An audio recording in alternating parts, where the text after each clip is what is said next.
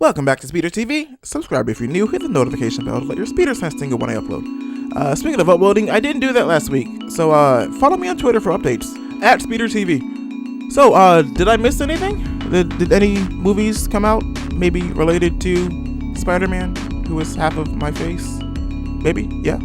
Oh, wow, okay. Oh, and Aquaman, wow, I'm mostly water? What a coincidence. If you can't tell, I'm not really sure how I'm handling the vague topic in my mind, so please bear with me. Okay, so I saw both of these movies over the past half a week.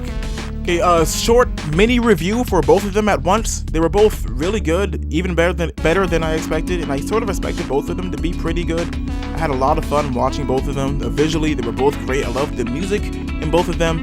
A lot of fun. Well acted, 2 web shooters, and dorsal fins up. And in fact, both of these movies left me with sort of a similar question.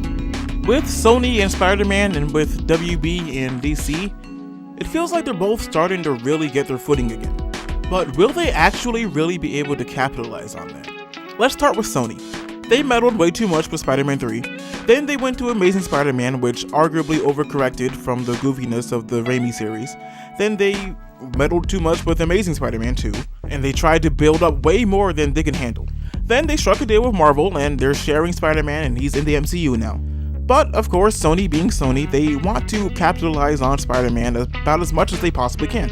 Spider-Man and its related properties are all very profitable for Sony. You expect them to not really be able to just sit on their hands and let Marvel do their thing. So they have Spider-Man in the MCU with Homecoming and Far From Home coming up next year. And now they have Into the Spider-Verse with Miles Morales and all of these other alternate Spider versions that they have. And with the fact that it's animated, it can be as creative as possible, really. Anything that you want to do with all of these other versions that they have that really might not work quite as well in live action, no matter how ridiculous we get in live action, they have this now. And that sounds like a whole world of promise. Like, this movie set up a whole lot of characters, and there's possibility for way more because they can do so much with this idea now. They can keep doing this in this universe or other universes in this universe, you know what I mean. But of course, between Homecoming and Into the Spider-Verse, there was another Sony Spider-Man related movie that came out. And no matter how well received Venom seemed to be by a pretty good amount of people, this is the Sony stuff that scares me. They have so many plans for other movies like Kraven and some other ones, I think Silver Sable, and as it stands right now, they'll sort of be outside of the MCU, but everyone knows they sort of want Tom Holland in it, so they'll try to sort of share, maybe? This doesn't sound like it would end well.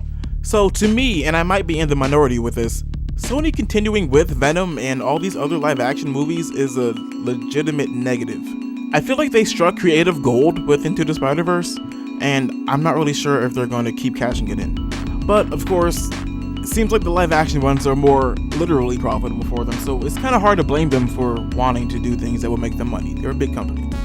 But pretty much to sum that up, as much hope as Into the Spider-Verse gives me for the future of Sony and Spider-Man, I'm really not sure I can trust it. And then you go over to Warner Brothers and DC and Aquaman. DC movies are having fun now. Aquaman is colorful, bright, funny, pretty much the exact opposite of how the DCEU started. With this and Wonder Woman, it feels like they're finally understanding. Take your time, make movies about characters, make us care about the characters before you jam them all together. But the future of the DCEU is already up in the air. Like Affleck and Cavill are supposedly out already. There's an unrelated Joker movie coming out.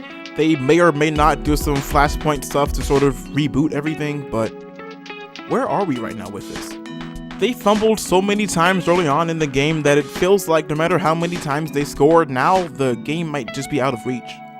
What I'm saying is it's going to take a whole lot for them to recover. Like, what's happening? I really don't know what's happening with them going forward. So the question with them is pretty similar to the question with Sony. From here, what are you going to do? I really don't know. With Sony, it feels like they'll always just be doing too much. And with Warner Brothers here, it just feels like too little too late. But I really hope they prove me wrong. Because I want Sony and Marvel, and especially Spider-Man stuff, to be really good. I want DC stuff to be really good. I love Batman and all those other dudes, except for Superman, because Superman's boring. Fight me, unless you're Superman. I don't know. I just don't know. Subscribe if you want to hear me talk about more stuff I don't know. I'm trying to get one more subscriber before the year ends. Whatever that number is, one more. Add to it. Hey, you know what? I mean, whatever year you're watching this in, just one more. Trying to get one more. Bye.